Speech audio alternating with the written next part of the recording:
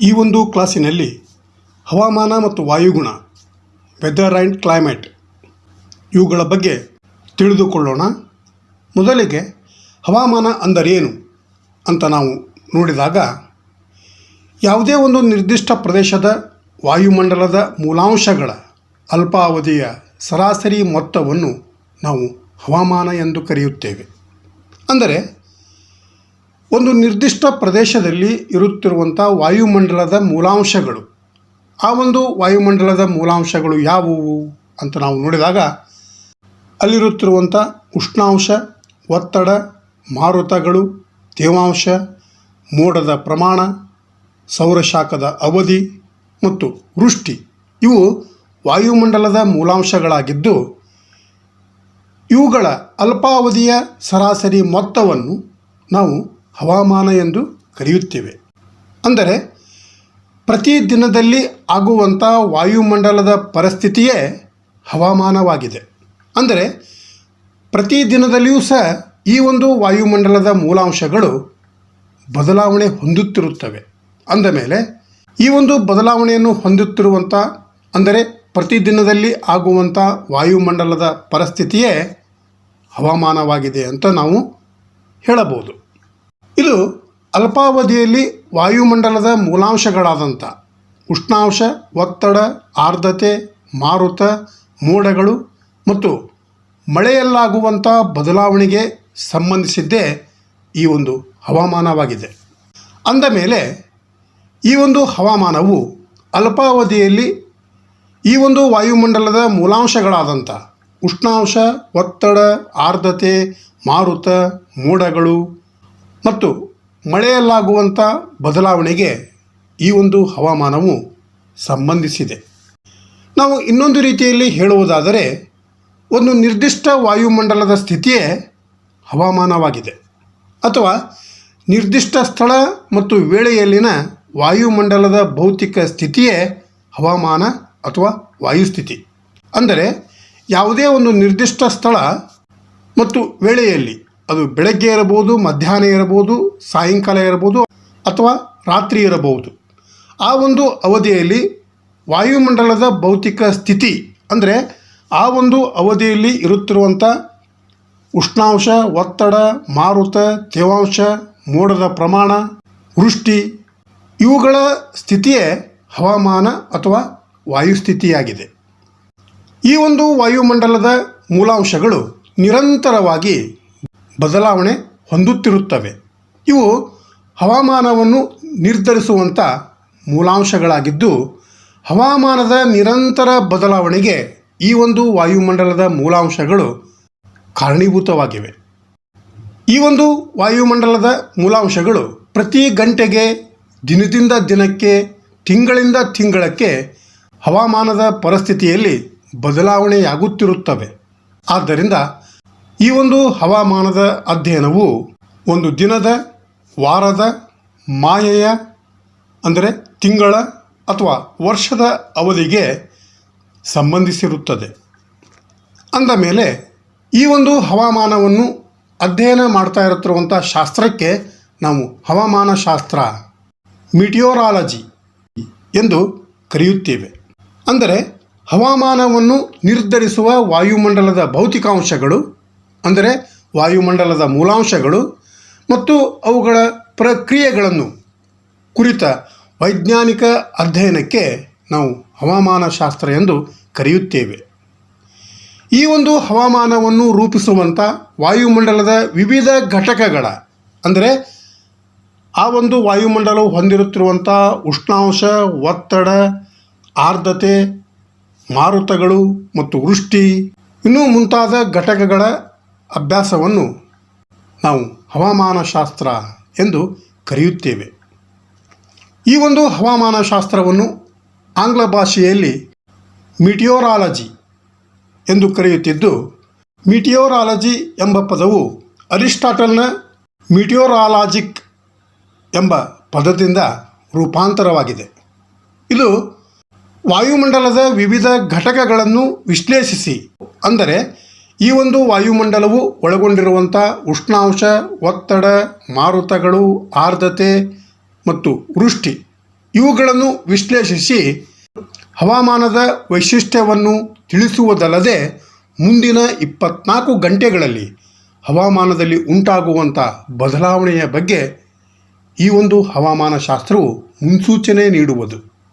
ಇನ್ನು ವಾಯುಗುಣ ಕ್ಲೈಮೇಟ್ ಅಂದರೇನು ಅಂತ ನಾವು ನೋಡಿದಾಗ, ಒಂದು ಪ್ರದೇಶದ ದೀರ್ಘಾವಧಿಯ ಹವಾಮಾನದ ಪರಿಸ್ಥಿತಿಯ ಸರಾಸರಿಯನ್ನು ನಾವು ವಾಯುಗುಣವೆಂದು ಕರೆಯುತ್ತೇವೆ. ಅಂದರೆ ವಿಶಾಲವಾದಂಥ ಪ್ರದೇಶದಲ್ಲಿ ದೀರ್ಘಾವಧಿ ಅಂದರೆ ಒಂದು ವರ್ಷದಲ್ಲಿ ಇರುತ್ತಿರುವಂಥ ಹವಾಮಾನದ ಪರಿಸ್ಥಿತಿಯ ಸರಾಸರಿಯನ್ನು ನಾವು ವಾಯುಗುಣವೆಂದು ಕರೆಯುತ್ತೇವೆ. ಈ ಒಂದು ವಾಯುಗುಣವನ್ನು 30ರಿಂದ 35 ವರ್ಷಗಳ ಕಾಲ ಹವಾಮಾನದ ಸರಾಸರಿಯನ್ನು ಗಮನಿಸಿ ನಿರ್ಧರಿಸಲಾಗಿರುತ್ತದೆ. ಯಾವುದೇ ಒಂದು ನಿರ್ದಿಷ್ಟ ಪ್ರದೇಶವೊಂದರ ದೀರ್ಘಾವಧಿಯಲ್ಲಿ ಆಗುವಂಥ ದಿನನಿತ್ಯದ ಹವಾಮಾನದ ಪರಿಸ್ಥಿತಿಗಳು ಮತ್ತು ವಾಯುಮಂಡಲದ ಮೂಲಾಂಶಗಳ ಸರಾಸರಿಗಳನ್ನು ಸಂಯುಕ್ತವಾಗಿ ನಿರೂಪಿಸುವುದೇ ಈ ಒಂದು ವಾಯುಗುಣವಾಗಿದೆ. ಅಂದರೆ ಇದು ಹವಾಮಾನದ ಸರಾಸರಿಯಾಗಿರುತ್ತದೆ. ಇದನ್ನು ನಾವು ಇನ್ನೊಂದು ರೀತಿಯಲ್ಲಿ ಹೇಳುವುದಾದರೆ, ದೀರ್ಘಾವಧಿಯಲ್ಲಿ ಭೂಮಿ ಮತ್ತು ವಾಯುಮಂಡಲಗಳ ನಡುವೆ ಉಷ್ಣಾಂಶ ಹಾಗೂ ತೇವಾಂಶಗಳು ವಿನಿಮಯವಾಗುವಂಥ ಪ್ರಕ್ರಿಯೆಯ ಫಲಿತಾಂಶವೇ ವಾಯುಗುಣವಾಗಿದೆ. ಅಂದರೆ ಉಷ್ಣಾಂಶ, ತೇವಾಂಶ, ವಾಯುಚಲನೆ ಇತ್ಯಾದಿಗಳನ್ನು ಒಳಗೊಂಡಂಥ ಈ ಒಂದು ವಾಯುಮಂಡಲದ ಪರಿಸ್ಥಿತಿಯ ಮೊತ್ತ ಈ ಒಂದು ವಾಯುಗುಣವಾಗಿದೆ. ಇದನ್ನು ನಾವು ಸರಳವಾಗಿ ಹೇಳಬೇಕೆಂದರೆ ಹವಾಮಾನದ ಸಮಷ್ಟಿಯೇ ವಾಯುಗುಣವಾಗಿದೆ. ಅಂದರೆ ದೀರ್ಘಾವಧಿಯ ಹವಾಮಾನದ ಒಟ್ಟು ಮೊತ್ತವೇ ವಾಯುಗುಣವಾಗಿದೆ. ಈ ಒಂದು ವಾಯುಗುಣದ ಅರ್ಥ ಕೊಡುವಂಥ ಕ್ಲೈಮೇಟ್ ಎಂಬ ಶಬ್ದವು ಗ್ರೀಕ್ ಭಾಷೆಯ ಕ್ಲೈಮಾ ಎಂಬ ಪದದಿಂದ ಬಂದಿದ್ದು, ಕ್ಲೈಮಾ ಎಂದರೆ ಓರೆ ಎಂದರ್ಥ. ಅಂದರೆ ಭೂಪಥಕ್ಕೆ ಭೂ ಅಕ್ಷವು ಓರೆಯಾಗಿರುವುದು. ಇದರ ಪರಿಣಾಮದಿಂದ ಋತುಭೇದಗಳು ಏರ್ಪಡುವುದರ ಬಗ್ಗೆ ಈ ಹಿಂದೆಯೇ ಗ್ರೀಕ್ ತತ್ವಜ್ಞಾನಿಗಳು ಅರಿತಿದ್ದರು. ಇದನ್ನು ನಾವು ಈ ಒಂದು ಚಿತ್ರದಲ್ಲಿ ನೋಡಬಹುದು. ಇಲ್ಲಿ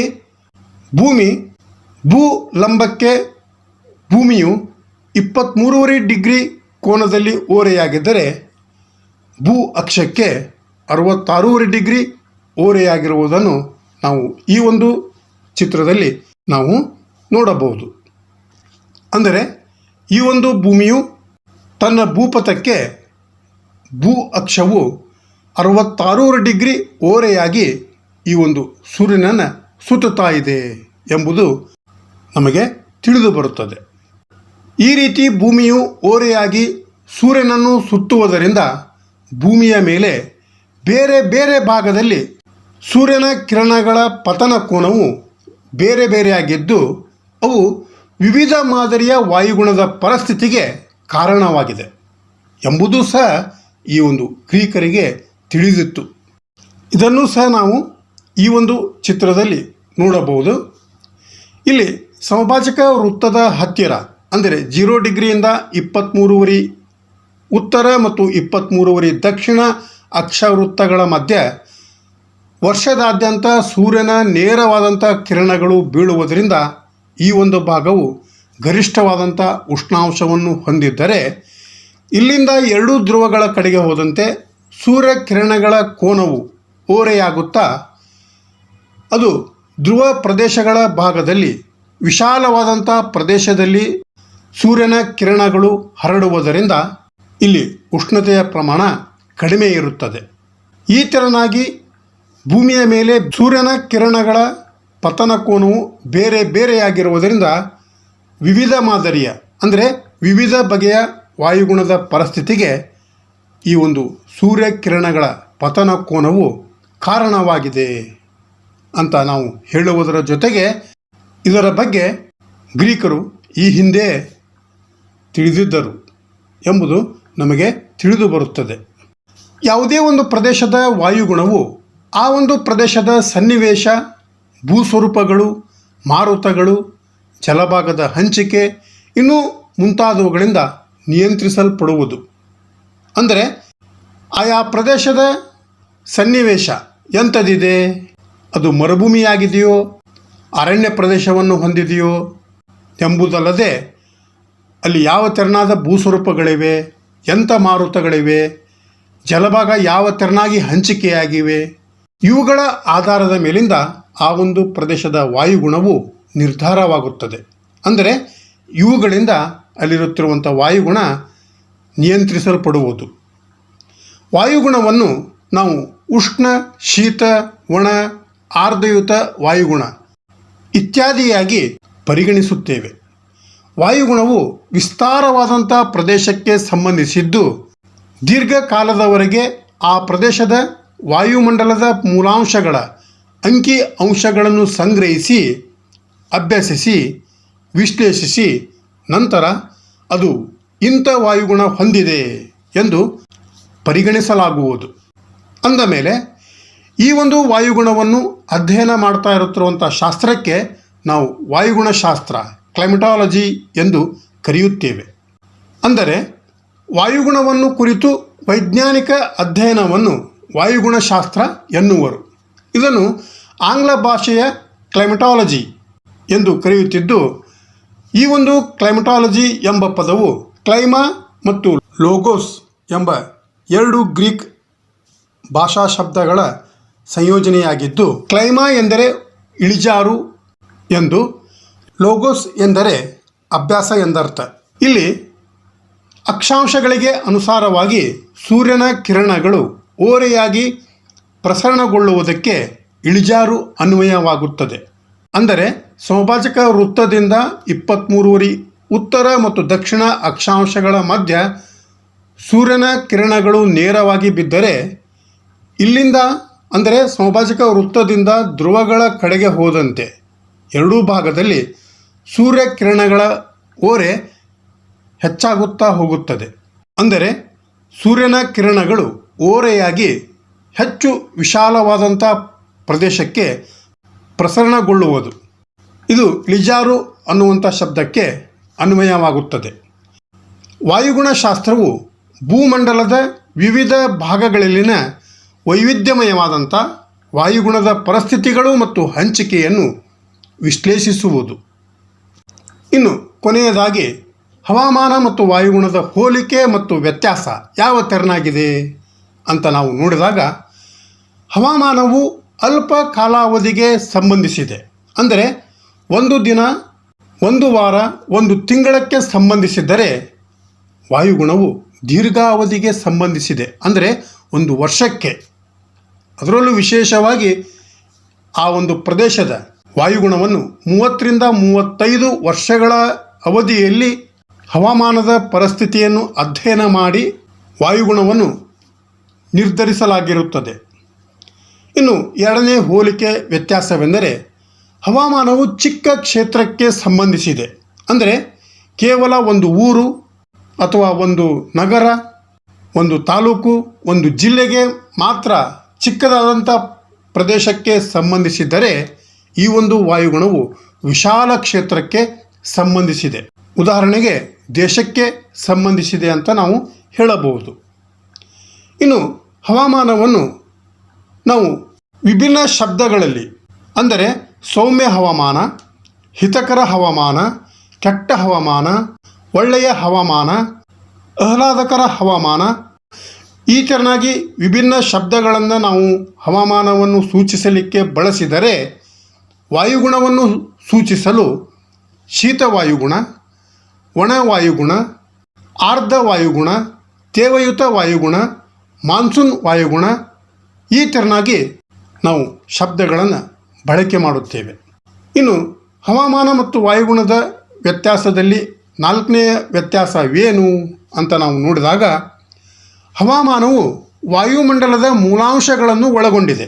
ಅಂದರೆ ವಾಯುಮಂಡಲದ ಮೂಲಾಂಶಗಳಾದಂಥ ಉಷ್ಣಾಂಶ, ಒತ್ತಡ, ಮಾರುತ, ತೇವಾಂಶ, ವೃಷ್ಟಿ, ಮೋಡದ ಪ್ರಮಾಣ ಹಾಗೂ ಸೌರಶಾಖದ ಅವಧಿಗಳನ್ನು ಒಳಗೊಂಡಿದ್ದರೆ, ವಾಯುಗುಣವು ಈ ಒಂದು ವಾಯುಮಂಡಲದ ಮೂಲಾಂಶಗಳಲ್ಲದೆ ಅವುಗಳನ್ನು ಮಾರ್ಪಡಿಸುವಂಥ ಬಾಹ್ಯ ಅಂಶಗಳನ್ನು ಸಹ ಒಳಗೊಂಡಿದೆ. ಅಂದರೆ ಈ ಒಂದು ವಾಯುಗುಣವು ಉಷ್ಣಾಂಶ, ಒತ್ತಡ, ಮಾರುತ, ತೇವಾಂಶ, ವೃಷ್ಟಿ ಇನ್ನೂ ಮುಂತಾದ ವಾಯುಮಂಡಲದ ಮೂಲಾಂಶಗಳಲ್ಲದೆ ಈ ಒಂದು ಮೂಲಾಂಶಗಳನ್ನು ಮಾರ್ಪಡಿಸುವಂಥ ಬಾಹ್ಯ ಅಂಶಗಳನ್ನು ಸಹ ಈ ಒಂದು ವಾಯುಗುಣ ಒಳಗೊಂಡಿದೆ. ಅವುಗಳೆಂದರೆ ಅಕ್ಷಾಂಶ, ಭೂ ಮತ್ತು ಜಲಭಾಗಗಳು, ಮಾರುತಗಳ ದಿಕ್ಕು ಮತ್ತು ವೇಗ, ವಾಯುರಾಶಿಗಳು, ಸಮುದ್ರ ಮಟ್ಟದಿಂದ ಎತ್ತರ ಮತ್ತು ದೂರ, ಭೂಸ್ವರೂಪಗಳು, ಸಾಗರ ಪ್ರವಾಹಗಳು ಮತ್ತು ಆವರ್ತ ಮಾರುತಗಳು. ಈ ಎಲ್ಲ ಅಂಶಗಳ ಮೇಲೆ ಆ ಒಂದು ಪ್ರದೇಶದ ವಾಯುಗುಣವು ನಿರ್ಧಾರವಾಗುತ್ತದೆ. ಈ ತೆರನಾಗಿ ಹವಾಮಾನ ಮತ್ತು ವಾಯುಗುಣದಲ್ಲಿ ಹೋಲಿಕೆ ಮತ್ತು ವ್ಯತ್ಯಾಸವಿರುವುದು. ಮುಂದಿನ ಕ್ಲಾಸಿನೊಂದಿಗೆ ಮತ್ತೆ ಭೇಟಿಯಾಗೋಣ. Thank you.